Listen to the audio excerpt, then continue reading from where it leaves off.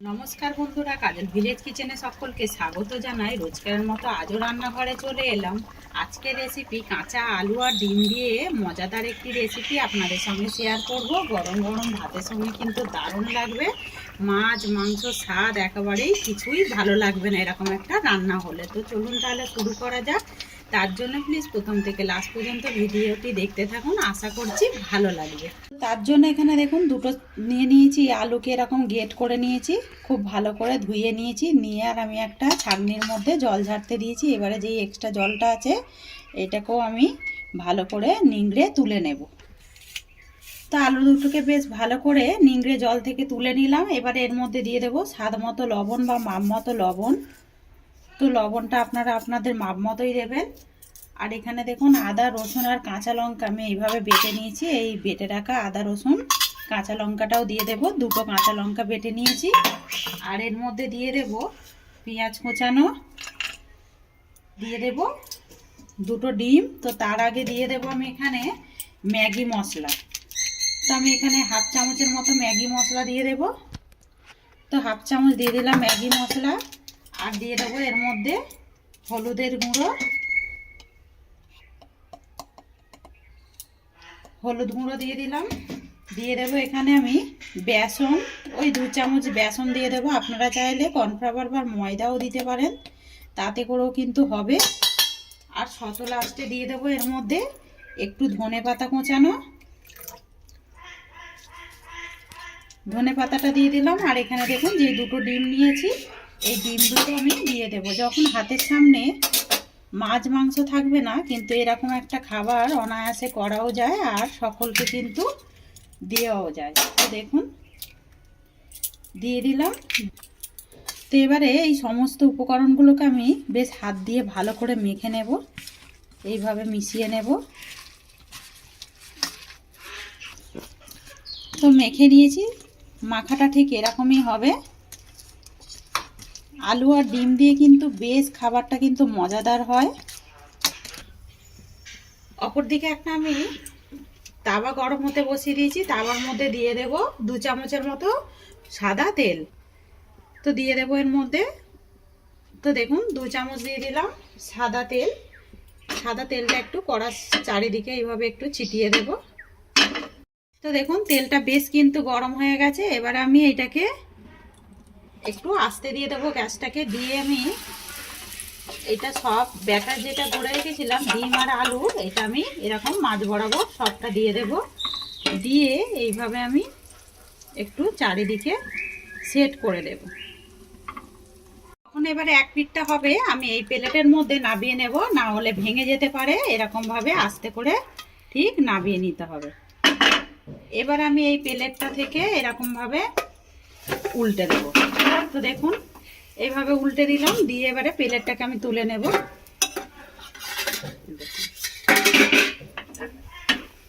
কতটা সুন্দরভাবে করলাম। এটা খুন্তি দিয়ে করলে যেহেতু আলু বেশ মোটা রয়েছে না, এটা কিন্তু ভেঙে যেতে পারে। আমি আবারও এটা লো টু মিডিয়ামে এটা 2 মিনিট মতো আবারও মানে ভেজে নেব।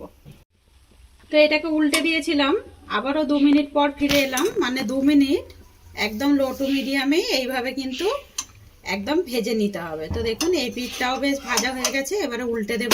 এই দেখুন কত সুন্দর হয়েছে। এখন কিন্তু উল্টানো যাবে, তখন যেহেতু কাঁচা ছিল না, ভেঙে যাওয়ার ভয় তো বেশিই ছিল। এইভাবে এবারে উল্টে পাল্টে আমি একটু ভেজে নেব। তো দেখুন বেশ হয়ে গেছে, এটা কিন্তু ভাজা হয়ে গেছে। এটাকে এবারে আমি নাবিয়ে নেব একটা থালার মধ্যে বা একটা প্লেটের মধ্যে নাবিয়ে নেবেন। দেখুন এবার আমি এটাকে একটু ঠান্ডা করে নেব। একটা কড়া বসিয়ে দিলাম, কড়ার মধ্যে দিয়ে দেব আমি সর্ষের তেল। তো সর্ষের তেল দিয়ে দিলাম। তেলটা বেশ একটু গরম হয়ে গেছে। আমি এর মধ্যে দিয়ে দেব এই সময় লবণ, দিয়ে দেব হলুদের গুঁড়ো, দিয়ে দিলাম। এবারে দেখুন এখানে আমি আলু কেটে রেখেছি। এখানে আমি 3টে আলুকে কেটে নিয়েছি। এই আলু 3টা আমি এর মধ্যে দিয়ে দেবো। বেশ ডুমো ডুমো করে কেটেছি। আপনারা চাইলে কিন্তু নাও কিন্তু আলু দিতে পারেন। আমি একটু আলু দিয়েই করবো, তাতে করে সবার হয়ে যাবে। এবার আমি এটাকে একটু ঢাকা দিয়ে ভালো করে ভেজে নেব, যাতে করে আলুটাও বেশ ভালোভাবে সিদ্ধ হয়ে যায়। এইটাও কিন্তু বেশ ঠান্ডা হয়ে গেছে। এবার আমি এটাকে কেটে নেব। দেখুন আগে একটু সাইডটা এইভাবে কেটে দেব। যেইভাবে ঠিক ধোকা হয় সেইভাবেই আমি কেটে নেব।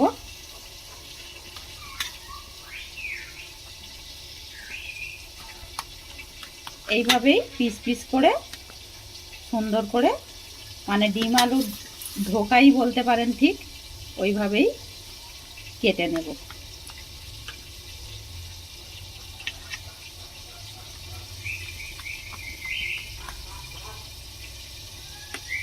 তো দেখতে বেশ কিন্তু সুন্দর হয়েছে, আর খেতে তো আরো বেশি ভালো লাগবে।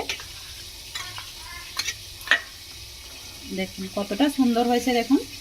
আর এইগুলো কিন্তু এমনিও খাওয়া যাবে, আবার কিন্তু ডাল ভাতের সঙ্গেও বেশ খাওয়া যাবে। দেখুন কতটা সুন্দরভাবে হয়েছে,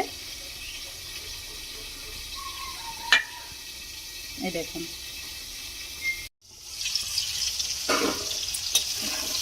আলুটাও বেশ ঢাকা চাপা দিয়ে একটু ভেজে নিলাম। দেখুন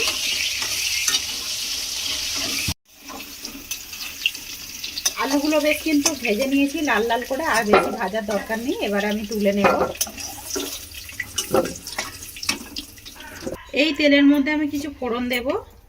দেখুন এখানে গোটা গরম মশলা নিয়েছি, ডালচিনি, লবঙ্গ, এলাচ, এইগুলো আমি ফোড়নের জন্য দিয়ে দেব। আর দিয়ে দেবো এখানে একটা তেজপাতা। তেজপাতাটাকেও একটু ফাটিয়ে নিলাম, দিয়ে দিলাম ফোড়নের জন্য। এবার এখানে একটা আমি পেঁয়াজকে কেটে রেখেছি, দেখুন এইভাবে টুকরো করে, মানে খুব বড় সাইজের পেঁয়াজটা ছিল, আমি এ থেকে এক ভাগ বেটে নিয়েছি, সেটা আমি দেখাচ্ছি। বাটাটা এক ভাগ মতো নিয়ে বেটে নিয়েছি। তো পেঁয়াজটা দেখুন বেশ ভাজা হয়ে গেছে, আর বেশি এর থেকে ভাজার লাল লাল করা দরকার নেই, বাদামি রং আসা পর্যন্ত ভেজে নিলেই হবে। আবারও কষানোর সময় বেশ কিন্তু পেঁয়াজটা ভাজা হয়ে যাবে।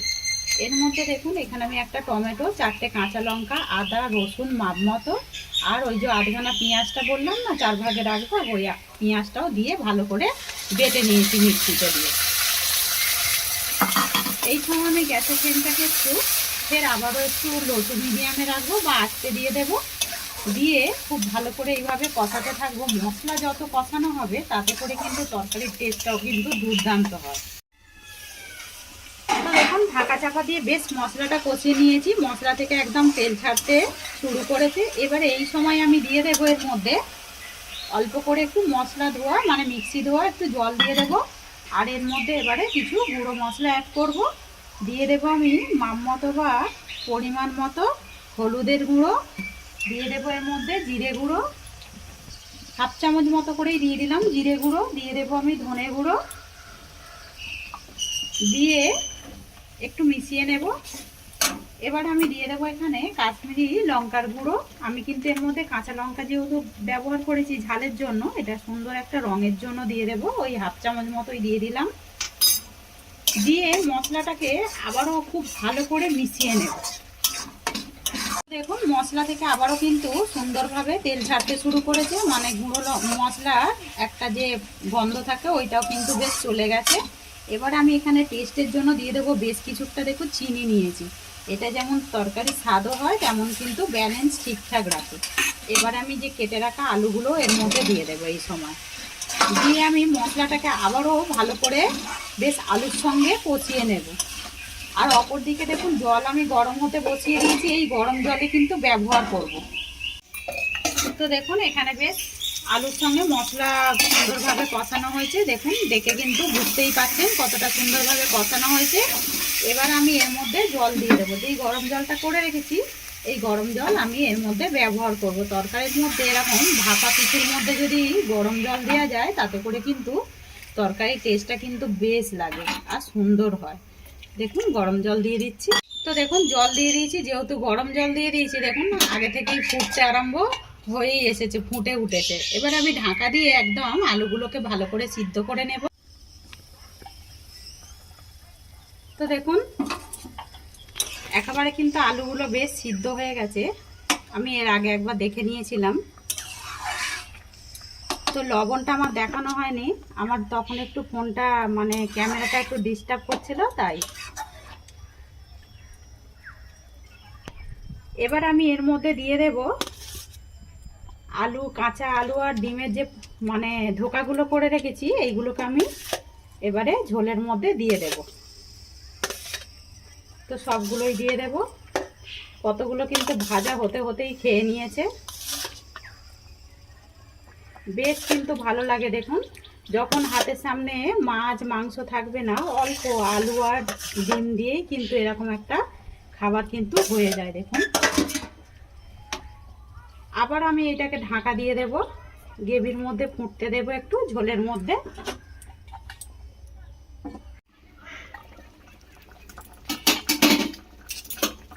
তো দেখুন কতটা সুন্দরভাবে একেবারে ডিমের ধোকাগুলো কতটা ফুলে উঠেছে। দেখুন, একদম মানে ঝোল একদম সোপ করে গেছে। দেখুন কতটা টেবো টেবো হয়ে গেছে, আর একেবারে কিন্তু নরম হয়ে গেছে বেশ। এবারে আমি দিয়ে দেবো এর মধ্যে গরম মশলা গুঁড়ো, ওই 1/2 চামচের মতো দিয়ে দিলাম। আর দিয়ে দেবো ওপর থেকে একটু ধনেপাতা কোঁচানো ছড়িয়ে দেব। দিয়ে আমি এটাকে 1 মিনিট মতো একটু ঢাকা দিয়ে দেবো, যাতে করে গরম মশলার ফ্লেভারটা ডিমের মধ্যে, ডিমের ধোকার মধ্যে কিন্তু একটু ঢুকে যায়। ঢাকা দিয়ে দেব। তো দেখুন বন্ধুরা, একেবারে রেডি হয়ে গেছে। গরম গরম ভাতের সঙ্গে কিন্তু দারুণ লাগবে। কাঁচা দেখুন আলু আর ডিম দিয়ে কিন্তু একটি দুপুরের খাবার কিন্তু দারুণ স্বাদের হয়ে গেল। রেসিপিটি কিরকম লাগলো কমেন্ট করতে কিন্তু ভুলবেন না। একবার হলো এইভাবে বাড়িতে ট্রাই করবেন। যদি ভালো লেগে থাকে লাইক শেয়ার কমেন্ট করবেন, বন্ধুদের সঙ্গে শেয়ার করবেন, আর এই ছোট্ট চ্যানেলটিকে সাবস্ক্রাইবার করে নেবার অনুরোধ রইল। তো দেখুন কালারটাও কতটা সুন্দর হয়েছে। একদম এরকম কিন্তু দুপুরের ভাতের সঙ্গে দেখেই কিন্তু খাওয়া হয়ে যাবে, আর কিন্তু না জেনে যদি দেন অবাক হয়ে যাবেন। দেখুন কতটা সুন্দরভাবে রান্না করলাম, মাছেরও প্রয়োজন পড়লো না, অথচ মাংসেরও প্রয়োজন পড়লো না। একদম গরম ভাতের সঙ্গে কিন্তু খাওয়া হয়ে যাবে। তো যদি ভালো লেগে থাকে বন্ধুদের সঙ্গে শেয়ার করবেন, একটা লাইক করে দেবেন। আমার এরকম নিত্য নতুন রান্নার জন্য পাশে থাকা বেল আইকনটি প্রেস করবেন। সবাই ভালো থাকবেন, সুস্থ থাকবেন। ধন্যবাদ। আবারও কোনো নতুন রেসিপি নিয়ে ফিরে আসবো।